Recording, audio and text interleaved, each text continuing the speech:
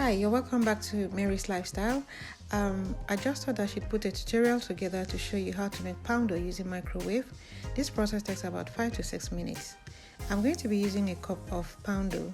In a bowl, add half a cup of cold water to the bowl, and then you're going to add more than 1/3 of poundo to the cold water and give it a quick and nice stir until it becomes custard-like in nature without lumps.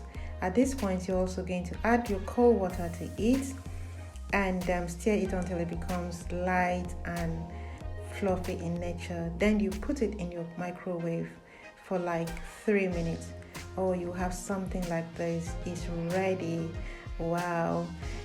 I'm going to turn the poundo until I get the desired texture that I want. It's looking soft, so I'm going to add a bit of poundo flour that I left, and I'm going to turn it again until it becomes a bit harder. And if it's too soft, I would advise you add a little bit of cold water or hot water. The poundo is now looking ready. It's looking gorgeous and yum. I hope you give it a try this Sunday. It takes only 5 to 6 minutes to prepare. No wasting of time. If you do love my tutorial, please kindly subscribe, like, share and comment. See you some other time in my kitchen. Bye.